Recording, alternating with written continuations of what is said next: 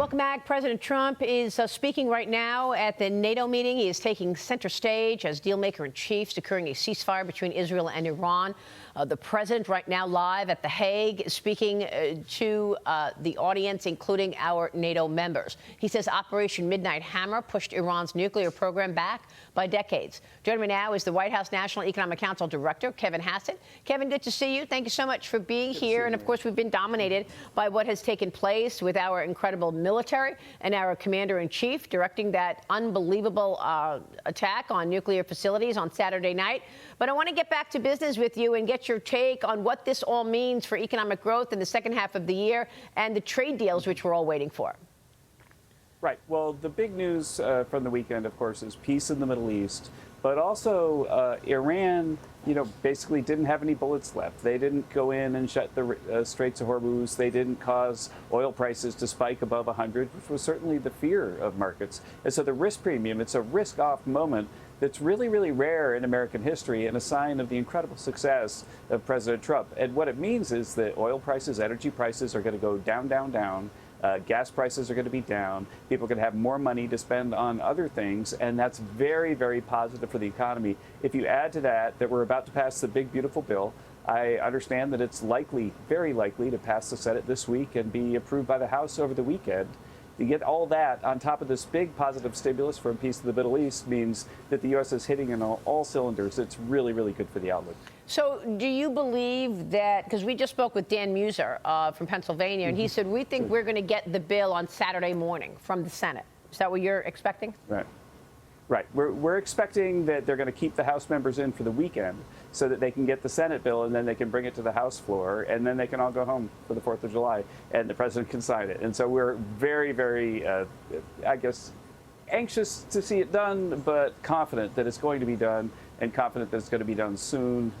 Time is of the essence. And everybody wants this done before the 4th of July, and it looks like the votes are lining up for that to happen. And what about the issues of debt and spending more? I guess the Senate really tried to cut the spending in Medicaid, but there's now this, debate on what salt, where salt goes.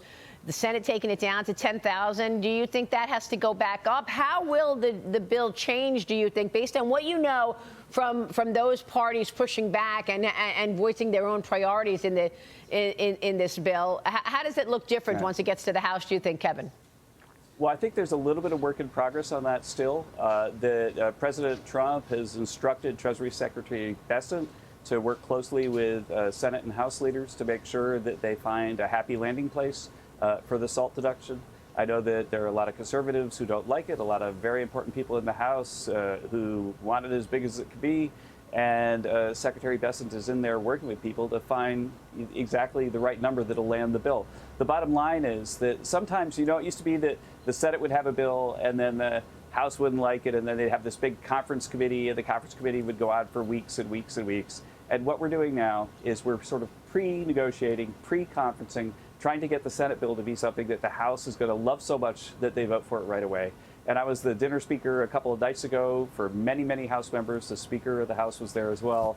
And I got to say that the enthusiasm for this bill was over the top. And it was over the top because of the substance of it. This is going to be a great bill for American workers, a great bill for the American economy. I've got to tell you, it's not just a big focus in Washington. I mean, I've spoken with plenty of business people, and they're expecting it now, Kevin. I spoke with the chairman and CEO of Bank of America yesterday, and he said if the tax extensions do not go through, it's going to be a shock to the system. Watch Brian Moynihan with me yesterday here. Watch. Oh, yeah. Right. Is this a front center issue?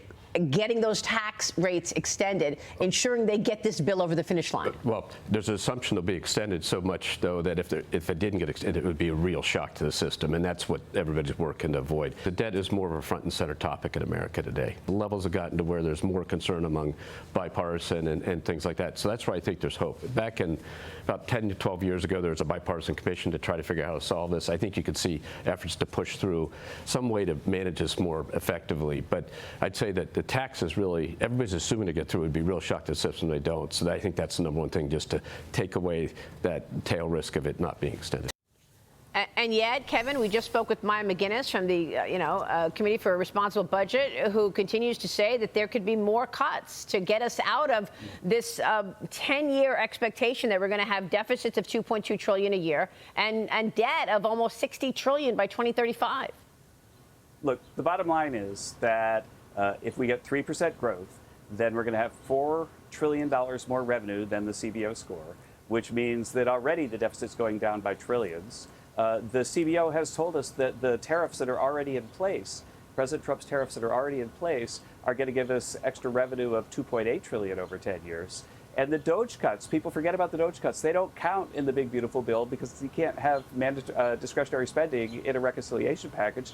We've now accumulated DOGE cuts that we can send to the House and the Senate to send back and to give the people their money back of $160 billion. That's almost $2 trillion over 10 years. And so this is the biggest deficit reduction, the most fiscally responsible package in the history of American fiscal policy. Yeah. And so anybody who claims to speak for fiscal responsibility and opposes this bill and our actions is just pushing partisan propaganda. This is the biggest deficit reduction package in history by far, by many multiples.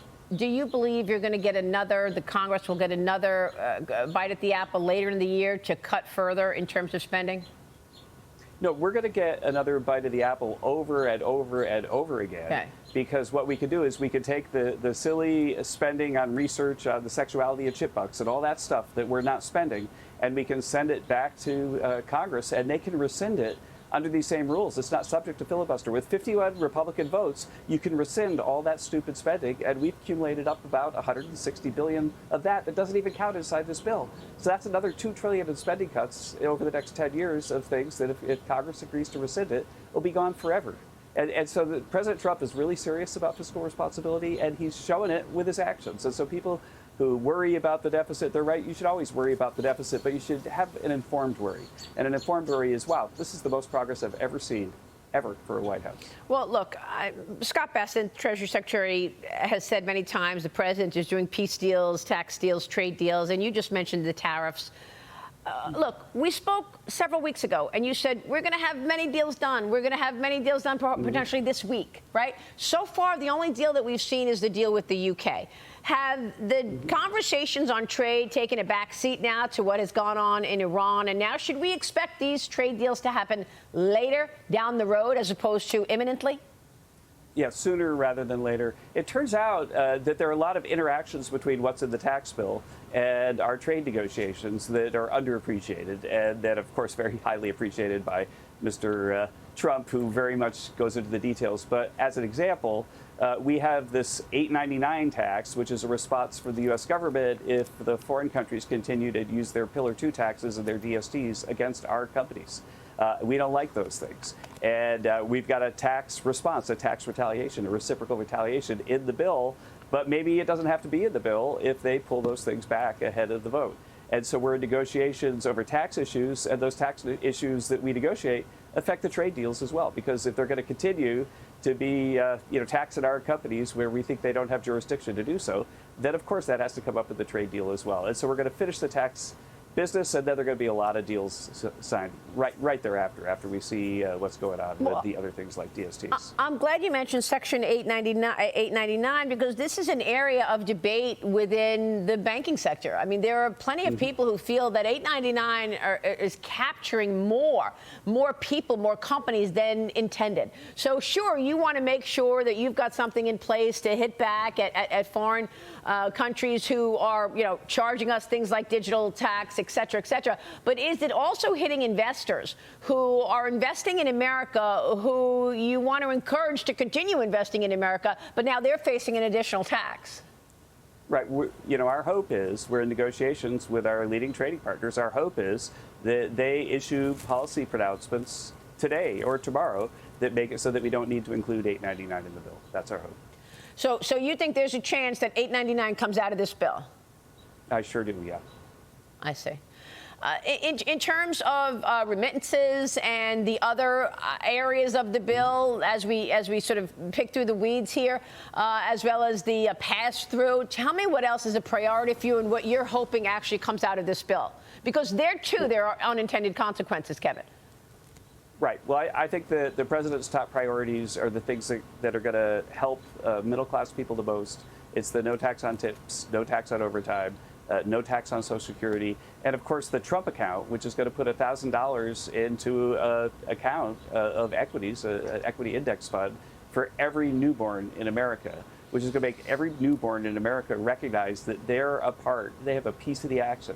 They're a part of the American system. And if a socialist comes in and says the corporate tax rate needs to be 90%, then it's going to destroy the wealth of these poor kids, and it's going to fundamentally change the political equilibrium of America. I think love there's that. so much that I love in this bill, but I would get those are the things that I love the most. Well, the whole idea of having a child start, as an infant with money is great. It's financial literacy. It's great all around. Kevin, before you go, we heard from Jay Powell yesterday. We're going to hear from Jay Powell again today, and he continues to say he's in no rush. Even though I think today he was a little more dovish, to be honest with you. I think he is going to cut rates, and it's going to happen soon, but he continues to say he's in no rush to cut rates because he's watching to see if, in fact, the tariffs trigger inflation. What's your answer to that, Kevin?